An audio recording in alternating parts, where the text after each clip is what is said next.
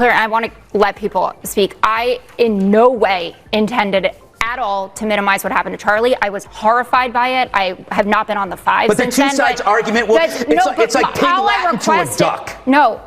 All that I was saying is could we have all of the information before you just say they did this? Because that is a broad brush to paint with this. And this kid Let's have a conversation. No. Charlie had a conversation. He got shot. In the days following the tragic death of Charlie, the professional outrage machine instantly fired up.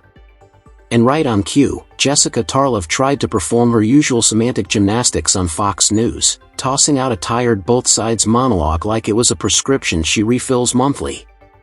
Instead of addressing what actually happened, she did that classic political dodge, drag in unrelated stories and hope the audience forgets the real one.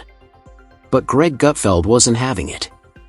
He shut the escape hatch, held the conversation where it belonged, and reminded America that this isn't a philosophy class, it's a violent act with real consequences. No amount of hand-waving changes that. But we know that Tyler Robinson was raised in a close-knit conservative family. We know it was a big gun culture family. The grandma said something like, we don't even know any liberals. It wasn't school indoctrination. Carrie Lake went off on that. He was in an online apprenticeship program at Dixie Technical College, which I don't think was changed. I would just note the family said he changed. But they didn't say when he changed. Yeah. I'm just saying we need more information before you smear. At a dinner We don't need more information. Really? Yes, we don't need it. What is interesting here is why is only this happening on the left and not the right? That's all we need to know. There's absolutely no cognitive. What about Melissa Hortman that we just talked about? You want to talk about Melissa Hortman? Did you know her name before it happened? None of us did. None of us were spending every single day talking about Mrs. Hortman. I never heard of her until after she died. So she doesn't matter? Don't play that bullshit with me. You know what I'm saying is there was no demonization, amplification about that woman before she died. It was a specific crime against her by somebody who knew her. The same. Now you could bring up Josh Shapiro, but then you will not bring up, for example, that was a pro-Palestine person. So don't use your. What about this? The fact of the matter is the both sides argument not only doesn't fly. We don't care. We don't care about your both sides argument. That is dead. For one thing, there is no cognitive dissonance on our side. On your side, your beliefs do not match reality, so you're coming up with these rationalizations like, what about this or what about that? We're not doing that because we saw it happen. Charlie wasn't just a political figure, he energized an entire generation of young conservatives. And because of that, he became a magnet for hostility. Protests, smears, hit pieces, he took every one of them simply for speaking ideas the media crowd didn't approve of. Then, when the worst happened, the same people who spent years dehumanizing him suddenly claimed they had nothing to do with the atmosphere they helped build. That's why Gutfeld's pushback landed so hard. Bringing up unrelated cases doesn't add context. It exposes how flimsy the excuse is. Millions watching could see the sudden panic, the desperate pivot, the frantic attempt to soften the truth.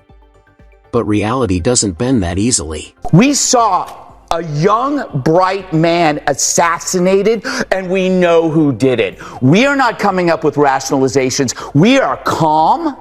We are honest and we are resolute. We're not defensive. And I understand the defensiveness. I understand why people are saying, what about this and what about this? Because if you have to face the underlying fact to this, your life is going to fall apart because you're going to realize you're not the good guys. If you sat around and you defended the mutilation of children, you're not the good guys. If you sat 600, 700 cases of harassment against Republicans and you said, but what about this? What about this? And then you see this murder after calling somebody a fascist, you realize maybe I'm not the good guy. That is a hell of a realization to deal with. So therefore, you have to grasp at rationalizations.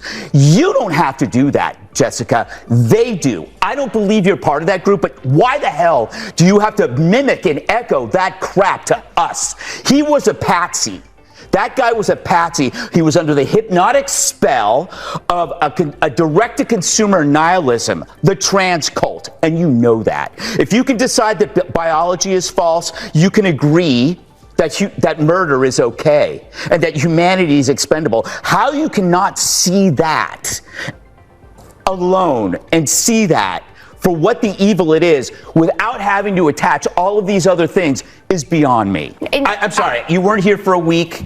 You came in here and it's cold, and I'm sorry, but this is a story that is immune to news cycles, it's immune to rationalizations, it's immune to bias. This thing is with us for good. And we all have to deal with that.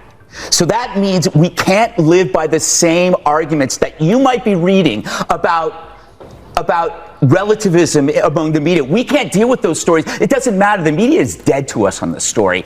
They built this thing up. We're dealing with it. We're going to act. We don't care what the whataboutism is anymore. But this is bigger than one TV moment.